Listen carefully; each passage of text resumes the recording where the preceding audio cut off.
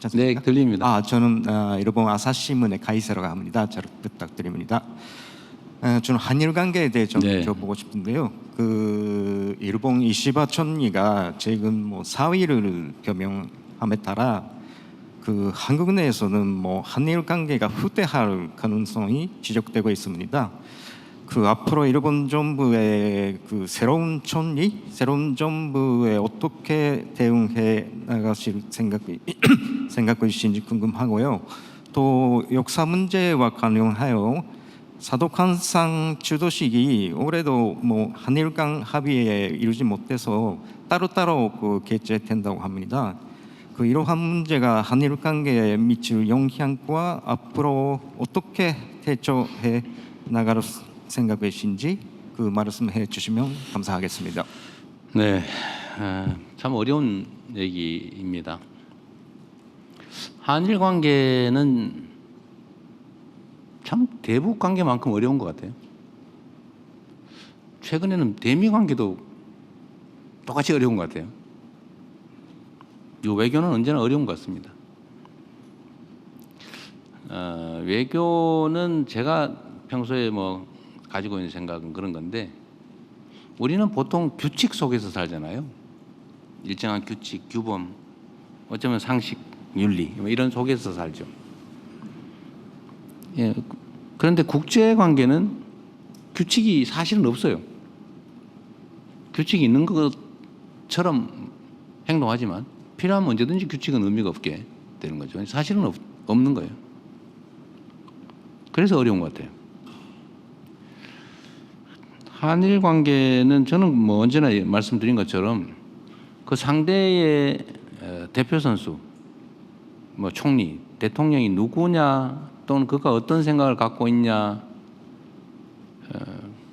그게 중요한 게 아니고, 한일 관계에서는 저는 우리가 어려우니까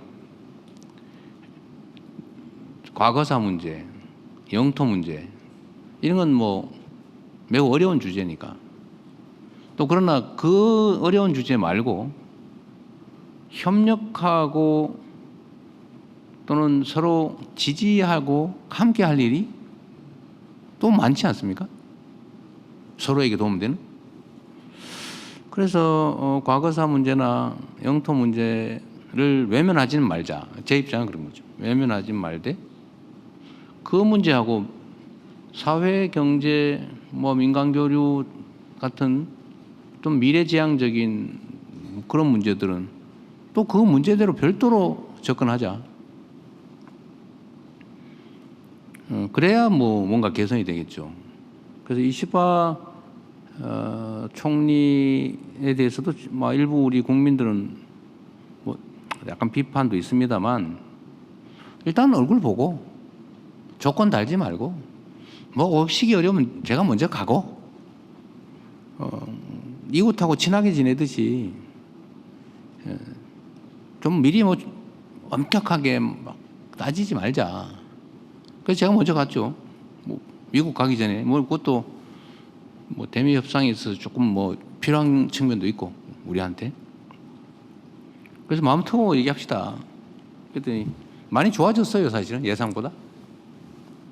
아마 일본에서 저를 볼 때도 제가 분명히 엄청나게 과격하게 나올 것 같은데 이렇게 생각을 했다가 아니네 라고 한 것도 있는 것 같고, 우리도 생각보다 얘기할 여지가 있네 라고 생각한 게 있죠.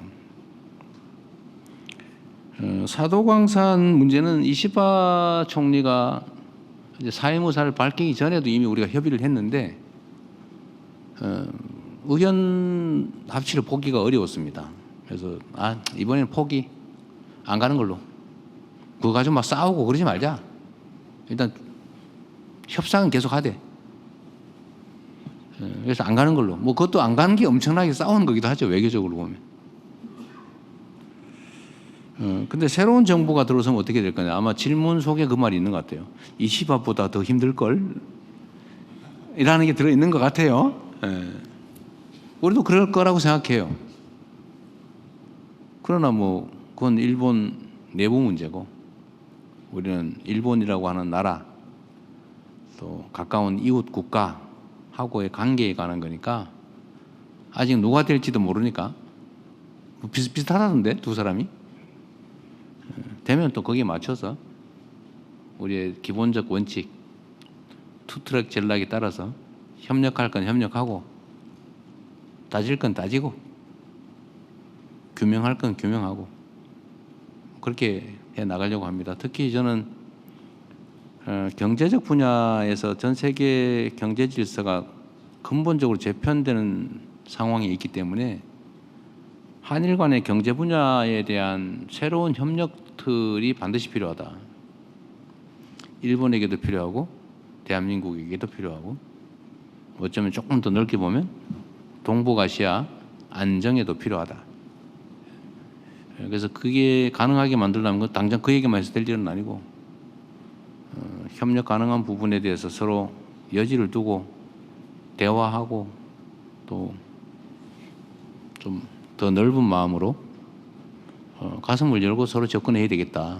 그렇게 생각합니다.